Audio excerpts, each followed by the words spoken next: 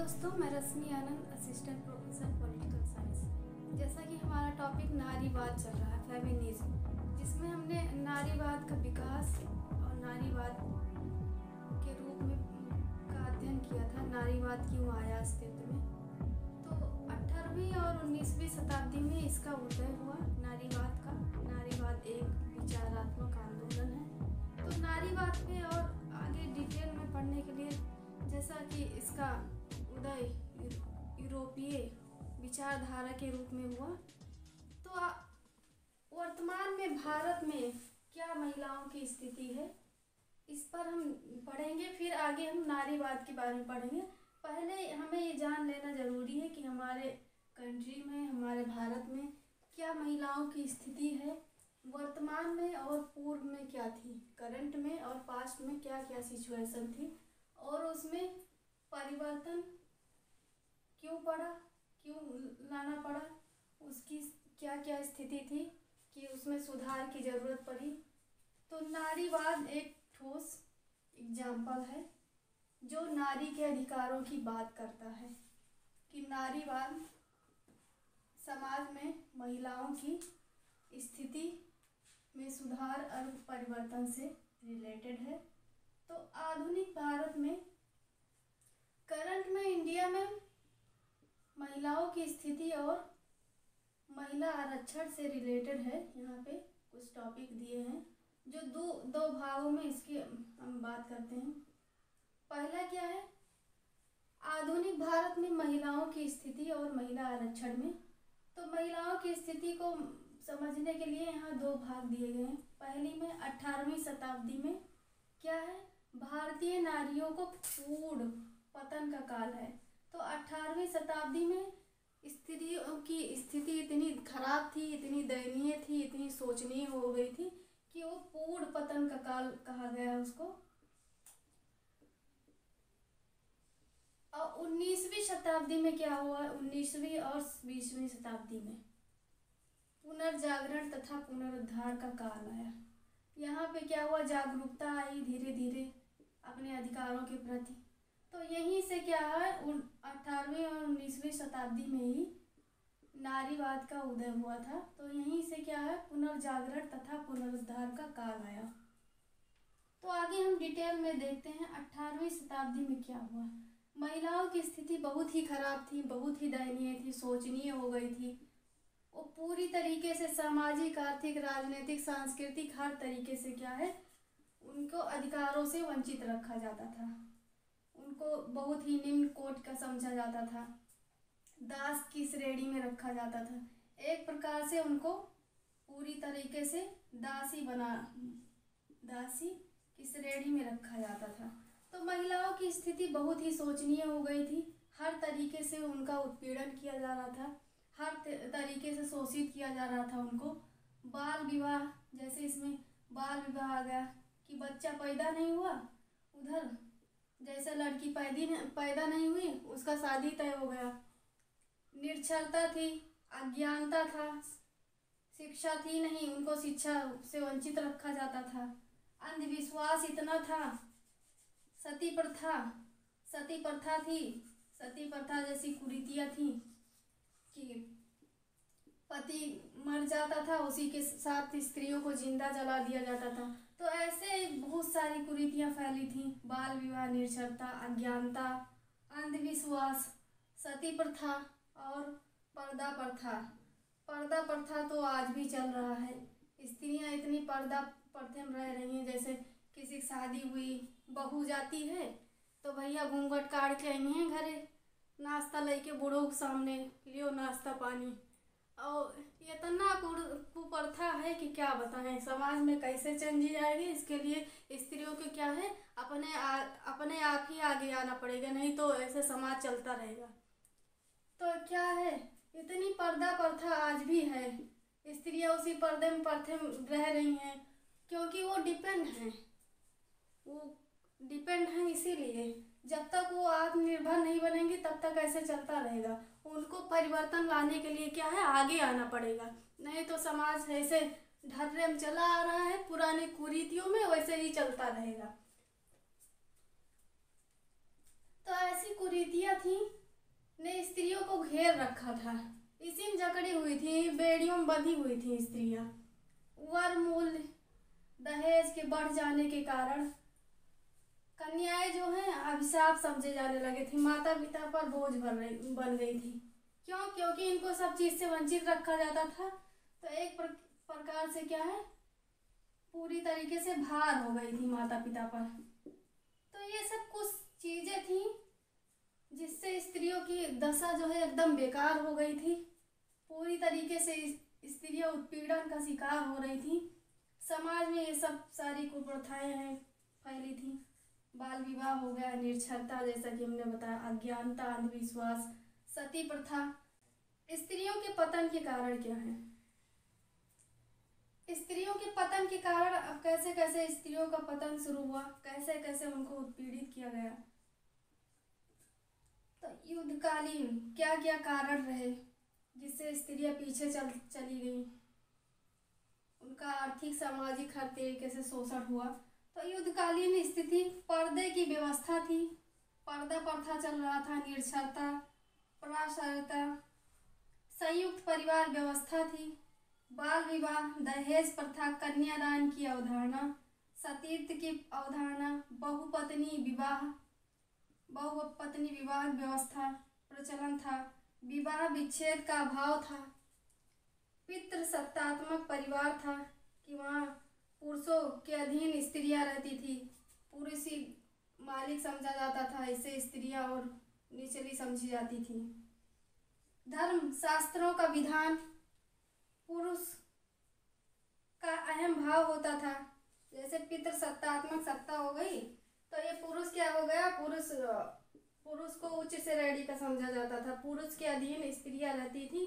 तो जैसा कि हमारे भारत में है अभी भी पितृसत्तात्मक सत्ता है, मतलब पितृसत्तात्मक परिवार है। यहाँ क्या है, पुरुषों को उच्च श्रेणी का समझे, ये सब गलत है, ये सब नहीं होना चाहिए। स्त्रियां और पुरुष क्या है, मानवीय प्राणी है, तो ये किसी के अधीन रहकर थोड़ी, ये तो गलत है। तो इस समाज में ये सब व्यवस्था नहीं होनी चाहिए। तो पितृसत्तात्मक परिवार था, इसका विरोध होना चाहिए। धर्म शास्त्रों का विधान, पुरुष का अहम भाव हो गया। समाज सुधारकों की उपेक्षा, जब समाज में कुछ सुधारक आते थे, समाज में सुधार करने के लिए स्त्रियों की जो उस समय व्यवस्था थी, उस समय स्थिति थी, उसमें सुधार करने के लिए आए थे। तो समाज के लोग जो कुरीतियों मतलब पारंपरिक थे, उसी ढर्रे में चले आ रहे थे, वो उसको बनाने के लिए क्या, इन सुधारकों को क्या उपेक्षा करते थे। इनको हर तरीके से समाज में उपेक्षा की जाती थी, उनका अनादर किया जाता था, उनको समाज में पूरी तरीके से उपेक्षा की जाती थी। तो पुत्रों को श्राद्ध का एकाधिकार, विधवा विवाह का निषेध और कुलीन विवाह, ये कुछ स्त्रियों के पतन के कारण थे। तो वर्तमान में भारतीय स्थितियों की नारी में परिवर्तन और सुधार, तो ये प्राचीन में था, 18वीं शताब्दी में जब था। और वर्तमान में क्या है, वर्तमान में भारतीय नारी की स्थिति में कैसे परिवर्तन आया। शिक्षा का विकास हुआ, शिक्षा के विकास से स्त्री की नारी की स्थिति में परिवर्तन आया। अधिकारों के प्रति जागरूकता हुई, अंधविश्वास में अविश्वास हुआ, जो अंधविश्वास फैला था उसका विरोध किया गया, उसमें अविश्वास हुआ। जीवन के आदर्शों और मूल्यों में परिवर्तन आया, धीरे धीरे चेंजिंग हुई, समान अधिकार की मांग हुई,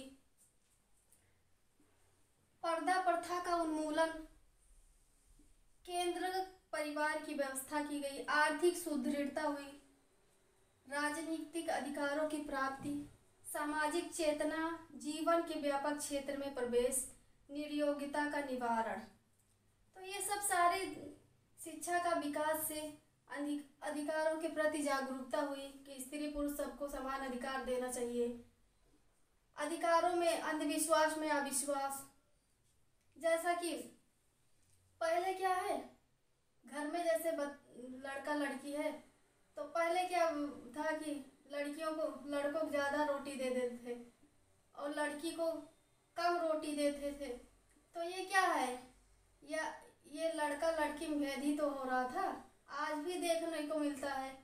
तो अधिकारों के प्रति जागरूकता कि हमको समान अधिकार, उसको एक रोटी दे रहे हैं तो हमको भी एक रोटी दीजिए।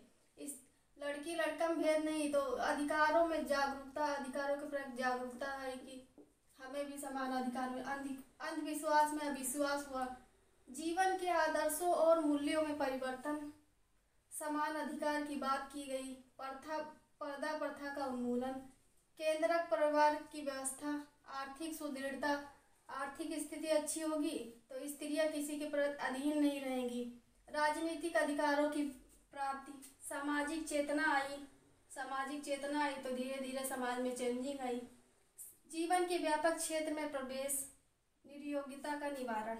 वर्तमान में कुछ क्रांतिकारी परिवर्तन हुए हैं, जैसे पाश्चात्य पश्चिमी शिक्षा का प्रभाव पड़ा है, स्त्रियों की शिक्षा में विकास, मूल परिवारों की स्थापना, रोजगार की उपलब्धता, औद्योगिकरण तथा नगरीकरण, स्त्री सुधार आंदोलन, अंतरजातीय विवाहों का प्रभाव और सरकार द्वारा कुछ किए गए प्रयत्न। तो ये कुछ क्रांतिकारी परिवर्तन थे। आगे हम और डिटेल में चर्चा करेंगे, अभी हमको केवल इतना ही पढ़ना है। आगे अभी और वीडियो नारीवाद पे बनेगी तो उसमें हम और डिटेल में देखेंगे। तो स्त्रियों के विकास में संवैधानिक विधानों का कुछ योगदान है, जैसे योगदान 1955 में आया। 1955 में हिंदू विवाह एक्ट आया, हिंदू विवाह अधिनियम पारित किया गया। उसमें प्रावधान क्या किया गया, एक पत्नी विवाह पर मुहर लगाई गई। तो 1955 का एक्ट आ गया है, हिंदू विवाह एक्ट। 1856 का एक्ट है हिंदू विधवा पुनर्विवाह एक्ट। तो हिंदू विधवाओं को पुनर्विवाह की स्वीकृति दी गई किस एक्ट में, 1856 के एक्ट में। 1955 में 1955 में वयस्क विवाह की व्यवस्था की गई और बाल विवाह पर रोक लगाई गई। 1954 का एक्ट आया, इसमें क्या किया गया कि विशेष विवाह एक्ट तथा 1955 के हिंदू एक्ट के फलस्वरूप हिंदू कन्याओं को अपने विवाह की पर्याप्त स्वतंत्रता दी गई कि वे अपने विवाह के विषय में निर्णय ले सकती हैं, उनको पर्याप्त छूट दी गई, स्वतंत्रता दी गई। महिला आरक्षण संबंधी प्रावधान, तो 84th कॉन्स्टिट्यूशनल अमेंडमेंट एक्ट आया। तो महिला आरक्षण संबंधी 84वां संविधान संशोधन अधिनियम 1998 में, तो 84वां संविधान संशोधन एक्ट 1998 में आया है। ठीक, ये महिला आरक्षण से रिलेटेड पहला क्वेश्चन यहाँ बन रहा है, सीधा सीधा यही दे दिया जाएगा कि 84वें संविधान संशोधन एक्ट 1998 किससे रिलेटेड है, तो महिला आरक्षण संबंधी प्रावधान से रिलेटेड है। इसमें आर्टिकल 330 के फर्स्ट में, तो अनुच्छेद आर्टिकल 330 के फर्स्ट में कहा गया है लोकसभा में स्त्रियों के लिए स्थान आरक्षण की व्यवस्था।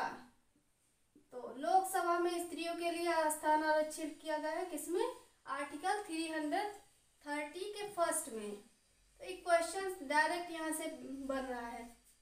आर्टिकल 330(2) में कहा गया है आरक्षित स्थानों की कुछ संख्या के निकट कम से कम 1/3 भाग क्या है, SC/ST के लिए आरक्षित होगा, SC/ST महिलाओं के लिए आरक्षित होगा, अनुसूचित जाति और अनुसूचित जनजाति के स्त्रियों के लिए। आर्टिकल 332 का में कहा गया है प्रत्येक राज्य की विधानसभा में स्थान आरक्षण की व्यवस्था। तो ये महिला आरक्षण संबंधी कुछ प्रावधान थे। 84वें संविधान संशोधन एक्ट 1998 में कहा गया है। तो आर्टिकल 330 में हो गया लोकसभा में स्त्रियों के लिए स्थान आरक्षण, और आर्टिकल 332 में कहा गया आरक्षित स्थानों की कुछ संख्या के निकटतम 1/3 भाग, कितना है, 1/3 भाग SC/ST की महिलाओं के लिए आरक्षित। आर्टिकल 332 का प्रत्येक राज्य की विधानसभा में स्थान आरक्षण की व्यवस्था। 1961 में दहेज विरोधी एक्ट पारित किया गया। तो दहेज विरोधी एक्ट कब पारित किया गया, 1961।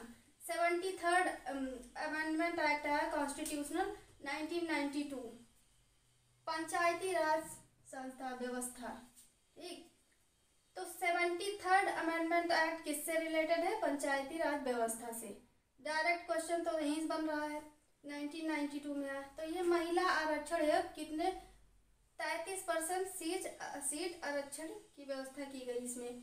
तो 33% सीट की आरक्षित व्यवस्था की गई किसमें? 73rd अमेंडमेंट एक्ट 1992 को, जो किससे रिलेटेड है? पंचायती राज व्यवस्था से। नारीवाद की विशेषताएं हैं, कुछ विशेषताएं दी है। स्त्रियां लैंगिक प्राणी नहीं, मानव प्राणी है। स्त्रियों को बहन, पत्नी, पुत्री के अलावा क्या है? ये एक मानव प्राणी है। ठीक, समान अधिकार तथा समान अवसर, पुरुषों के समान इनको अधिकार और अवसर दिया जाना चाहिए। पितृ प्रधानता का विरोध किया है। परिवार नामक संस्था का विरोध। स्त्रियों की परंपरावादी भूमिका में परिवर्तन होना चाहिए। स्त्रियों की आर्थिक स्वनिर्भरता। तो ये हमने कुछ देखा आधुनिक भारत में, और जो प्राचीन भारत में कुछ महिलाओं की दुर्दशा थी, स्थिति थी, उसमें कुछ हमने पॉइंट देखे। आगे हम और डिटेल में नारीवाद के बारे में चर्चा करेंगे। तब तक के लिए थैंक यू। प्लीज़ मेरे वीडियो को लाइक शेयर और सब्सक्राइब